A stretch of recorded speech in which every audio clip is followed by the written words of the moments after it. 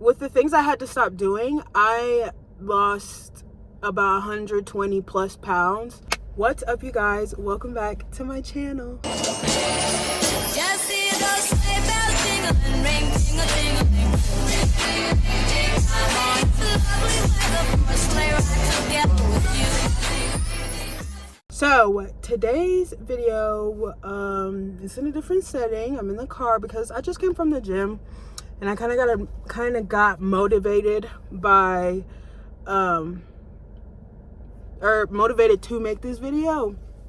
And I'm just gonna be naming a few things I had to stop doing in order to lose weight, and that really has transformed into my everyday thing that I kind of stay away from. So yeah. So the first thing I had to stop doing, for my weight loss was, and also with the things I had to stop doing, I lost about 120 plus pounds from, and these things, like, I still, to this day, it's like, to this day now, it's natural for me. Like, before it was normal for me to do those things, and now it's normal for me to not do those things. I cut out sugar. Sugar is a big part. I didn't notice how much I was, for instance, soda has a lot of sugar in it, and I think that's where a lot of my sugar came from, other than like all the treat snacks and Pop-Tarts and donuts I ate. Like, sugar, it can take a toll on you. What are they doing? When I cut out sugar, I didn't cut out like natural sugar, like fruit and stuff. I just all included sugar. So like regular soda, stop doing that. Pop-Tarts, like all the just sugar, you know what's sugary and what you eat. I just had to stop eating them, and I'm gonna be like so transparent with you guys, but you just gotta find replacements. I use Splenda like it comes out of my booty crack. Like, I use Splenda so much. I use so many sugar replacements, and I love soda still, so I just drink diet soda, which goes back to the point of me saying in my other videos, like, find replacements.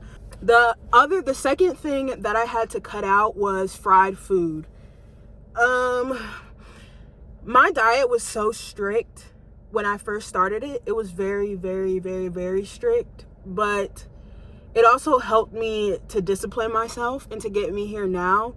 But I cut out all fried food.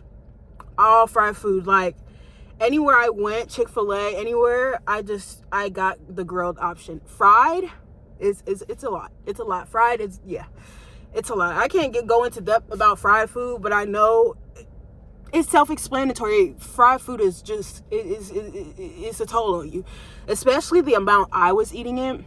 But when I did my little journey, when I started it, I just cut it out. I cut all the fried food out, all the sugar out, and I just really didn't eat any fried food. I didn't make a replacement for that. I just stopped eating fried food, and I just had to make that business move. Now I can, like, eat these things in moderation, but when I was starting, I couldn't, like, if I had some, I never threw in the towel when I started this little journey. But I just know if I had like cheat days and all of that, I don't know, weird. But yeah, I had to cut out fried food. Another thing that I had to stop doing was weighing myself, getting on the scale. Now, early in my journey, I was doing it a lot. I was weighing myself like every morning type thing, which is so not good for you, because that's so unrealistic. You can't, like, 1 minute you're sitting here feeling empty as what? You get on the scale, it's like 200 pounds. Then you drink some water, just a little bit, water. You drink water, get back on the scale, you're like 205. Like, come on, let's be for real. I had to stop getting on the scale, and this didn't happen until I moved into my first apartment, which, like, is here.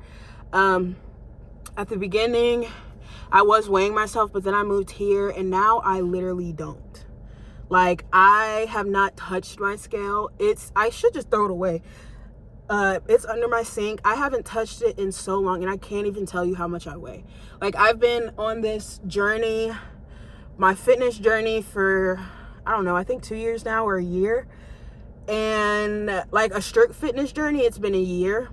And I have not stepped on the scale once. Like, I know what I'm doing right. What I'm eating, what I'm putting into my body, me going to the gym, all of that. Like, I know I'm doing right. So my body's gonna reflect that. And it's gonna be like, okay, purr, girly, purr. And you could just physically see it. Or if you don't, sometimes, I don't know. I stopped getting on the scale. I feel like the scale is so toxic. Like, it's gonna put you in a deep hole. Like, I swear, because one day you could see you lost like 3 pounds. Okay, then the next day you gain those 3 pounds back. Like, it's not really realistic, because those 3 pounds could be water weight. But then in your head you're like, oh, what did I do? I just gained all of that weight. You didn't, hun. You just need to stop stepping on that scale. But I want to say, cut out the scale in full, but I'm just being transparent with you guys and what I do now, really. Like, these things now are regular for me. Like, I have not stepped on the scale and I don't ever think about the scale. I don't ever think about pulling it from under the sink and stepping on it. Like, even talking about it now, I don't care to know how much I weigh. I just like the way I look. I know I'm working on myself. I know I see change. So I'm okay with it. I'm chilling. So another thing, and I actually saw this on TikTok, and I didn't notice I do that now, because all of these things, like, I do every day, and looking back, like, it's just weird, because these things that I don't do now, I used to do all the time, and it's just wild. Okay, but the next thing is labeling food as saying, like, this is good for you and this is bad for you. Food is food. Food is nutrition. Food is whatever. And some of these little, like, healthy foods and stuff, they aren't even as good for you as you think. An example. And I'm sorry if this one's a little confusing. I'm just trying to explain it, because it's kind of confusing to me a little bit, even as I'm explaining it, because it's kind of hard to explain. But let's say you haven't eaten all day. And you're with friends or whatever, and y'all finally decide to get something to eat, right? Then y'all go to, let's say, Popeyes, In that case, you could pick a better option. There are options you could pick that are better for you, but okay. Let's say Popeyes only has chicken sandwiches, and you can only get a chicken sandwich. So you're not going to eat because it's bad for you. You're going to starve yourself the rest of the day because this one thing is bad for you, even though you didn't eat all day. In that case, that sandwich is going to be good for you. Putting something in your body is going to be good for you. Like, I hope that like explained it a little bit better. The last one I have is making goals for yourself that, not necessarily saying you can't do it, but sometimes it's like BFFR. Be freaking for real. Like, okay, for instance, I did a video where I worked out twice for a week, every day. I worked out every day, twice, morning and night, for a week. If I told myself that right now, no video, it was like a challenge video thing, so it's different. But let's say there was no video, and I was just like, you know what? And I didn't work out. Let's say I didn't work out or whatever. And I'm just like, you know what? I want to lose 20 pounds by the end of the month. I'm going to go to the gym every single day, twice, morning and night, period. Mentally, that would burn the life out of me out. Or saying, I'm going to do HIIT workouts for the rest of the week, the rest of the year. Now, for me now, that'd be a realistic goal. I could do that. Like, I do things where I say for the whole month I'm going to do the Stairmaster, and I've done it like 3 times. But that's a realistic goal for me, because I do cardio every day. I go to the gym however many times I go to the gym. And when I go to the gym, I do cardio. That's the cardio I'm going to do. So that's a realistic goal for me. But I would say a non-realistic goal for me now is, I don't know, I feel like any goal I have could be realistic.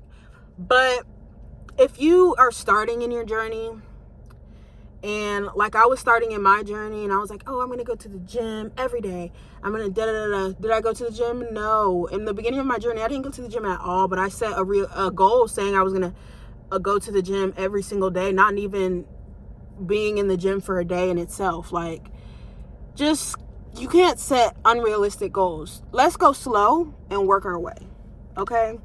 But that is it for this video. Those are all the tips that I have. This man is staring at me because his car is right here. But thank you guys so much for watching. I hope these tips were good, and I hope it wasn't confusing and just thrown at you. But I love you guys so much. Make sure you comment down below if you have any other video ideas you want me to do, or you want me to talk about, or anything. And I got you, Bookie. I got you, Pookie. I got you, Dookie. Okay, period. I love you guys so much, and I will see you in the next video. Bye.